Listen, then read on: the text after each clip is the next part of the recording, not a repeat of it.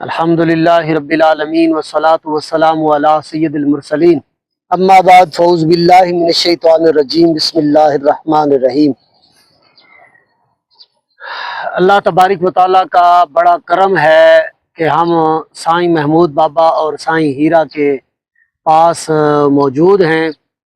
یہاں پر یہ جو مولا پنجتن پاک کی نگری جو بنائی ہے سائیں محمود بابا نے، تو وہاں پر ہم موجود ہیں۔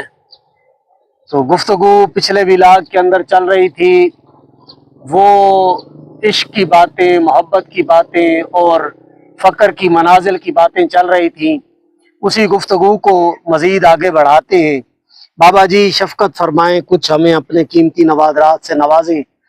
درود پاک پڑھیے آپ جو بسم اللہ الرحمن الرحیم، اللہم صلی وسلم علی سید محمد آل محمد علی قدر حبک فیہ۔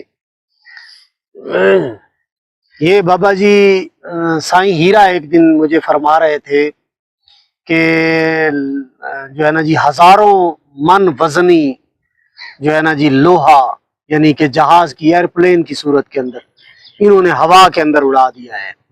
اچھا، یہ موبائل کی ایجاد، کمپیوٹروں کی ایجاد، یعنی طرح طرح کی ایجادات ہو چکی ہیں۔ تو یہ ایک جملہ فرما رہے تھے کہ اس سے آگے یہ کیا کریں گے، اس سے آگے یہ کیا کریں گے۔ اگر اس کو سائنس کو اور فقر کو آمنے سامنے کیا جائے تو آپ کیا فرماتے ہیں؟ سائنس فقر کے سامنے کوئی حیثیت رکھتی ہے؟ کوئی حیثیت نہیں ہے اس کی، یعنی فقر کے آگے سائنس کی کوئی حیثیت نہیں ہے، اس کا مقام بہت آگے ہے۔ یعنی سائنس بھی تو بڑے عجیب عجیب کام کر کے دکھا رہی ہے۔ جو کچھ بھی کر رہے ہیں، لیکن مگر دیکھو کچھ راز ہیں وہ جو ہم نہیں بتا سکتے۔ آپ لاکھ بار ہمیں پھولتے رہیں، جو مرضی کرتے رہیں، آپ مجھے پتہ ہے کہ شام کی طرح بہت وال ڈالتے ہو، مگر وہ جو راز ہے نا وہ اللہ کا، وہ ہم نہیں بتا سکتے، نہ ہماری اوقات ہے بتانے کی۔ یہ فقر جو ہے یہ اللہ کا راز ہے، اس کو راز میں ہی رہنے دیں۔ یہ راز کھول بھی نہیں سکتا، نہ ہم کھول سکتے ہیں۔ بابا جی اس طرح کے سوالات کرنے کا نا، سائنس جو ہے نا، سائنس کچھ بھی نہیں۔ سائنس کیا ہے؟ یہ قرآن پاک کی ایجاد ہے سائنس۔ قرآن پاک سے سب کچھ لیا ہے نا سائنس نے، جو کچھ بھی لیا ہے۔ تو اس سائنس کو بنانے والا کون ہے؟ انسان ہی ہے نا، انسان ہی ہے، ٹھیک ہے۔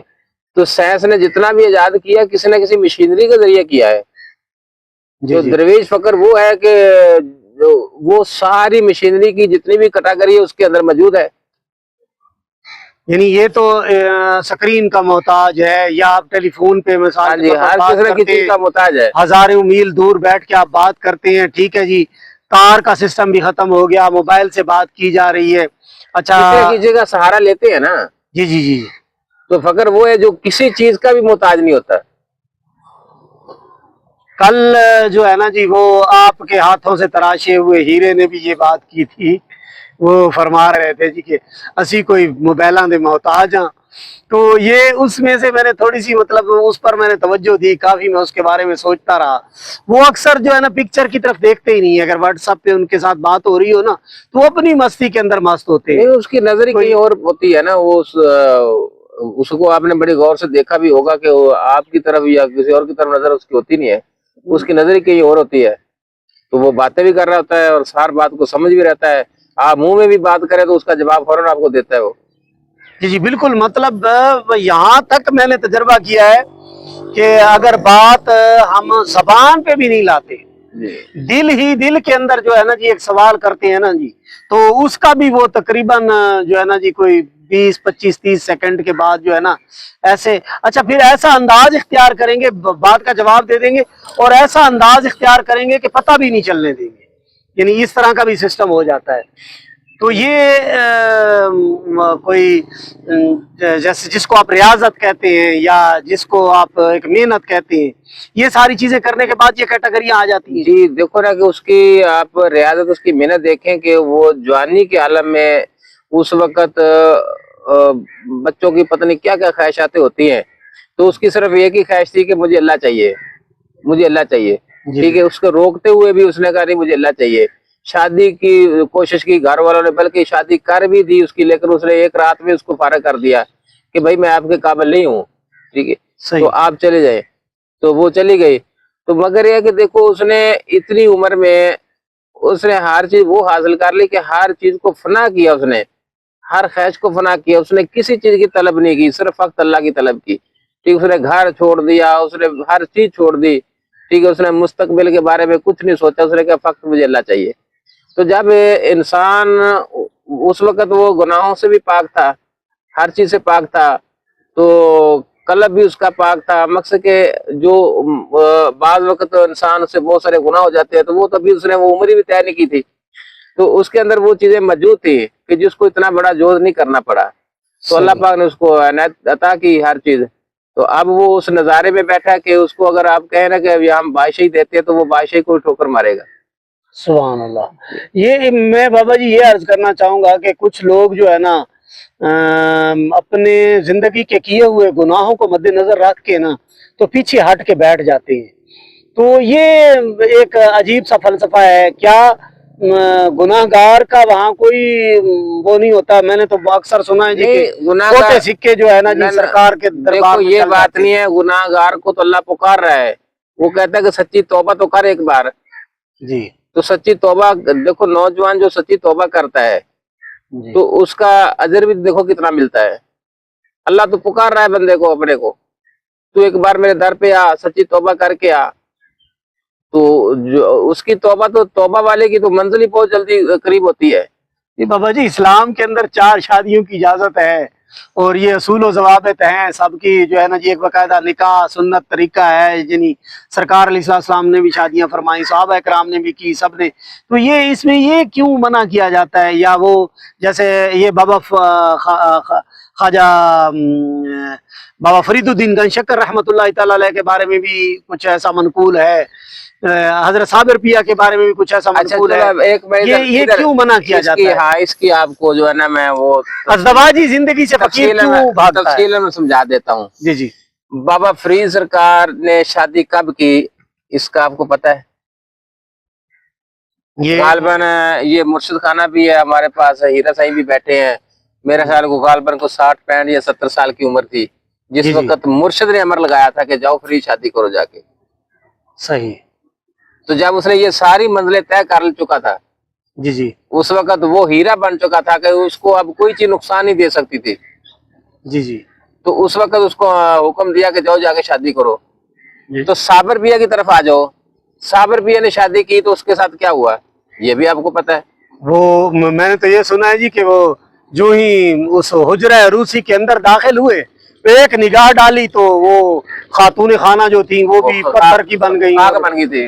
اور کچھ کہتے ہیں جی کہ وہ جلا کے راکھ مقصد کہ وہ اس کے اندر تو وہ تپش آ گئی تھی, وہ آگ آ گئی تھی کہ اس کے نظروں کے سامنے کوئی چیز ٹیک نہیں سکتی تھی. ٹھیک ہے, تو کافی عرصہ اس کے دربار کے اوپر کوئی چیز پرندہ نہیں اڑ سکتا تھا, پرواز نہیں کر سکتا تھا. ہاں, یہ بھی سننے کے اندر آیا ہے. تو پھر آپ ادھر بھی تو دیکھیں نا, یہ منزلیں ہیں ہر انسان کی اپنی اپنی. شادی کرنا کوئی گناہ نہیں, ہم یہ نہیں کہتے کہ شادی کرنا گناہ ہے. شادی کرنے کے بعد دیکھو نبی کریم صلی اللہ علیہ وسلم کی آپ اگر مثال دیں گے تو نہیں دے سکتے آپ لوگ. ٹھیک ہے, صحیح. آگے فقراء کی طرف آ جائیں.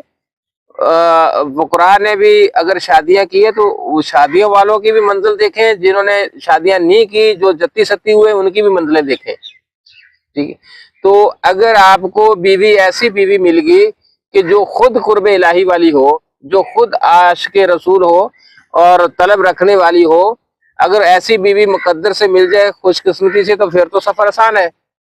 اگر آپ کو بیوی مل جاتی ہے دنیا دار, تو طلب رکھتا ہے قرب الہی کا, تو کیسے آپ سفر طے کر پاؤ گے؟